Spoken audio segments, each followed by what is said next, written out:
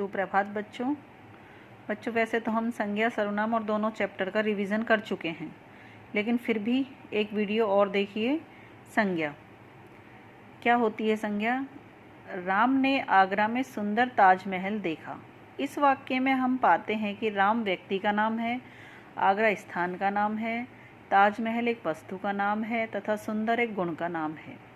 इस प्रकार ये चारों व्यक्ति, स्थान, वस्तु और भाव के नाम होते हैं। व्याकरण में नाम को संज्ञा कहते हैं, अतः ये चारों संज्ञाएं हैं। इसकी परिभाषा देखिए। किसी प्राणी, स्थान, वस्तु तथा भाव के नाम को बोध कराने वाले शब्दों को संज्ञा कहते हैं। संज्ञा के 5 भेद होते हैं: व्यक्तिवाचक, जातिवाचक, भाववाचक। व्यक्तिवाचक के 2 रूप होते हैं, जब ये 5 हो जाते हैं, नहीं तो संज्ञा के 3 रूप होते हैं और ये जातिवाचक संज्ञा के उपभेद होते हैं, द्रव्यवाचक और समूहवाचक। वैसे देखा जाए तो हम 10th में पढ़ेंगे 3 ही इसके भेद, व्यक्तिवाचक, जातिवाचक और भाववाचक। ठीक है, वो उसके उपभेद हो जाएंगे। तो व्यक्तिवाचक संज्ञा, जिस संज्ञा शब्द से एक ही व्यक्ति, वस्तु, स्थान के नाम का बोध होता हो उसे व्यक्तिवाचक संज्ञा कहते हैं। जैसा कि आप सभी जानते हैं, इसमें विशेष का बोध कराती है। व्यक्तिवाचक संज्ञा विशेष का बोध कराती है, सामान्य का नहीं। प्राय व्यक्तिवाचक संज्ञाओं में व्यक्तियों, देशों, शहरों, नदियों, पर्वतों, त्योहारों, पुस्तकों, दिशाओं, समाचार पत्रों, दिनों, महीनों आदि के नाम आते हैं। अब देखिए, दूसरी है हमारी जातिवाचक संज्ञा। जिस संज्ञा शब्द से किसी जाति के संपूर्ण प्राणियों, वस्तुओं, स्थानों आदि का बोध होता हो उसे जातिवाचक संज्ञा कहते हैं। जैसे गाय, आदमी, पुस्तक, नदी आदि शब्द अपनी पूरी जाति का बोध कराते हैं, इसलिए जातिवाचक संज्ञा कहलाते हैं।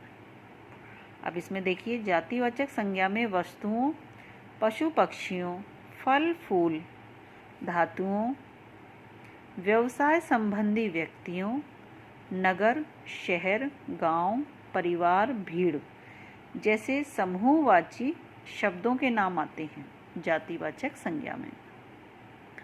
जातिवाचक संज्ञा के 2 उपभेद होते हैं, द्रव्यवाचक संज्ञा और समूहवाचक संज्ञा। द्रव्य में जो लिक्विड चीज़ें होती हैं, जो धातु होते हैं वो, और समूहवाचक में यानी कि पूरे जैसे झुंड, गट्ठर, मतलब इकट्ठी जो चीज़ें होती हैं वो। अब देखिए इसमें क्या होता है, अंग्रेजी व्याकरण में इन 2 भेदों को और बताया गया है। इस प्रकार संज्ञा के कुल 5 भेद किए जाते हैं। इसी आधार पर कुछ लोग हिंदी में भी संज्ञा के 5 भेद मानते हैं। वास्तव में ये दोनों भी एक प्रकार से जाति को ही प्रकट करते हैं, अतः इन्हें जातिवाचक संज्ञा के उपभेदों के रूप में ही लिया जाता है। तो जो हमारी छोटी क्लासेस हैं, सबसे छोटी क्लासेस हैं, फिफ्थ वाली जो क्लास है 5th और 6th में, उसमें तो हमारे 3 भेद होते हैं। लेकिन जब 6th 7th में आते हैं तो इसके 5 भेद हो जाते हैं, और 10th में, 9th 10th में फिर इसके 3 भेद रह जाते हैं। तो द्रव्यवाचक और समूहवाचक को जातिवाचक का ही उपभेद माना गया है। अब देखिए बच्चों, द्रव्यवाचक संज्ञा में क्या होता है। कुछ संज्ञा शब्द ऐसे द्रव्य या पदार्थों का बोध कराते हैं जिनसे अनेक वस्तुएं बनती है।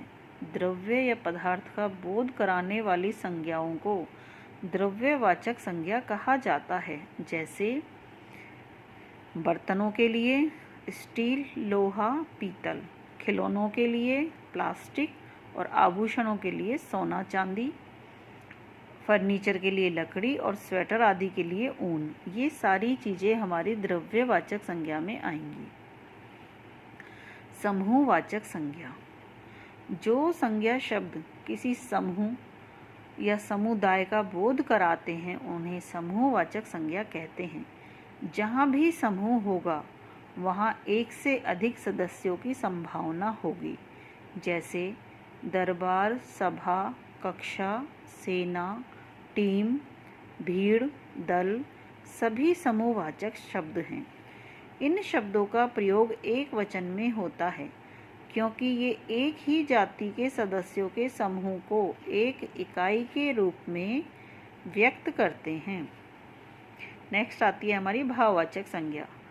संज्ञा जिस संज्ञा शब्द से प्राणियों या वस्तुओं के गुण, धर्म, दशा, कार्य, मनोभाव आदि का बोध हो उसे भाववाचक संज्ञा कहते हैं। इसमें देखिए क्या होता है, गुण, दोष, अवस्था, व्यापार, अमूर्त भाव तथा क्रियाओं के मूल रूप भाववाचक संज्ञा के अंतर्गत आते हैं। नेक्स्ट टॉपिक जैसा नेक्स्ट हमारा ये हो जाएगा कि भाववाचक संज्ञाओं की रचना मुख्यतः 5 प्रकार से होती है। जातिवाचक संज्ञा से, सर्वनाम से, विशेषण से, क्रिया से और अव्यय से। जातिवाचक से देखिए शिशु का शैशव या शिशुता, विद्वान का विद्वता, मित्र मित्रता, पशु पशुता, पुरुष पुरुषत्व, स्त्री स्त्रीत्व, लड़का लड़कपन, गुरु गौरव, बच्चा बचपन, कुमार कौमार्य, सेवक सेवा, सज्जन सज्जनता, आदमी आदमियत। इस तरह से ये हमारे जातिवाचक संज्ञा से भाववाचक संज्ञा बन रहे हैं। सर्वनाम से मम का ममत्व, स्व का स्वत्व, आप का आपा, सर्व का सर्वस्व। विशेषण से देखिए भयानक का भय, विधवा का वैधव्य, चालाक का चालाकी, शिष्ट का शिष्टता।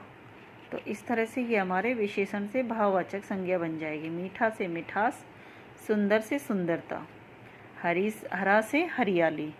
इस तरह से ये हमारे विशेषण से भाववाचक संज्ञा हो गई। नेक्स्ट है हमारी क्रिया से भाववाचक संज्ञा। सुनना से सुनवाई, गिरना से गिरावट, चलना से चाल, कमाना से कमाई।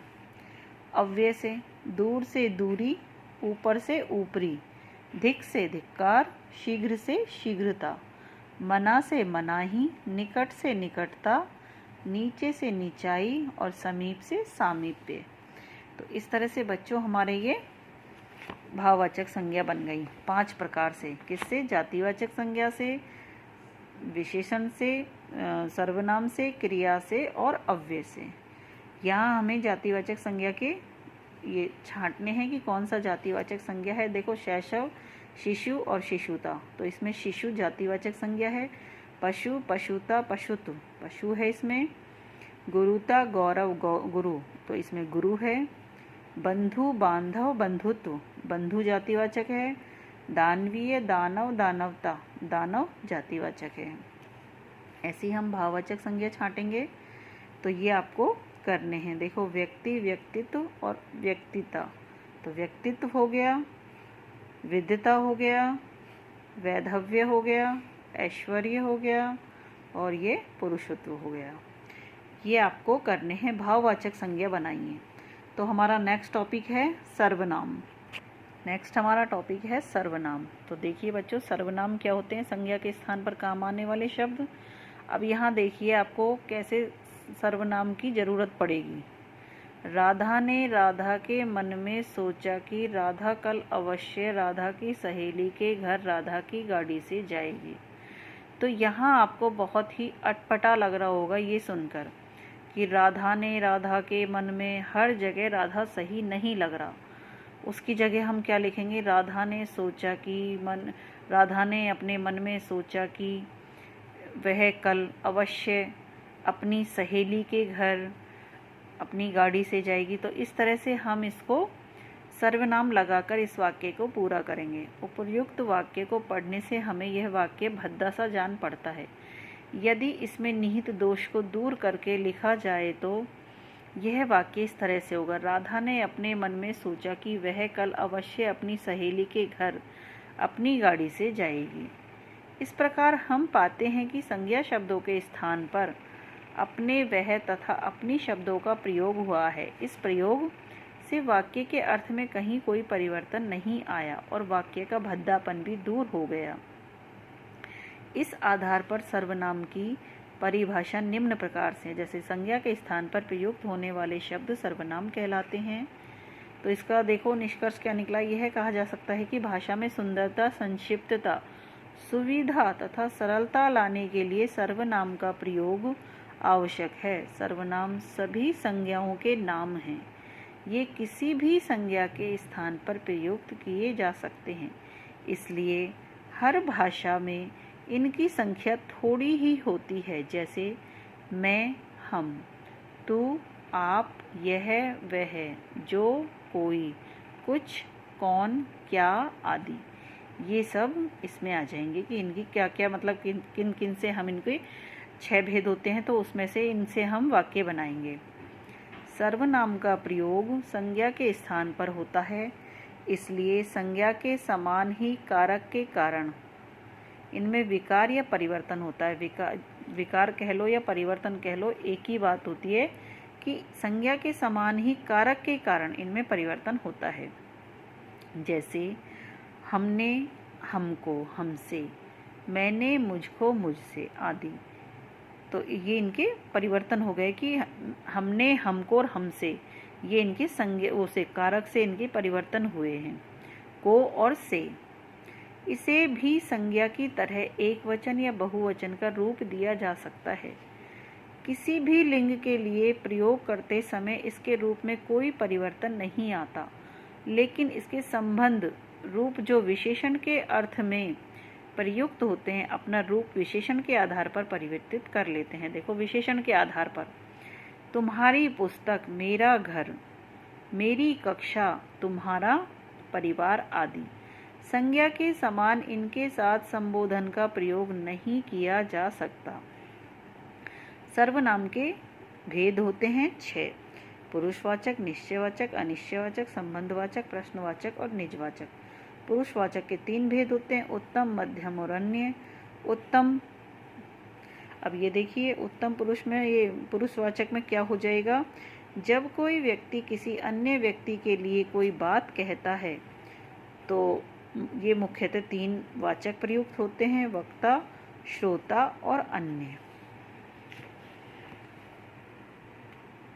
जो सर्वनाम कहने वाले, सुनने वाले या जिसके विषय में कहा जाए उसका बोध कराए उसे पुरुषवाचक कहते हैं: उत्तम, मध्यम और अन्य। निश्चयवाचक में जो सर्वनाम पास की या दूर की वस्तु या व्यक्ति की ओर निश्चित संकेत करते हैं वे निश्चयवाचक सर्वनाम कहलाते हैं। 2 प्रकार के इसके मुख्य 2 प्रयोग हैं, जैसे निकट की वस्तुओं के लिए यह और ये, दूर की वस्तुओं के लिए वह और वे। अनिश्चयवाचक सर्वनाम, जिस सर्वनाम के प्रयोग में किसी निश्चित प्राणी या वस्तु का बोध न हो वे अनिश्चयवाचक सर्वनाम कहलाते हैं, जैसे कोई और कुछ। तो इसमें क्या हो जाएगा?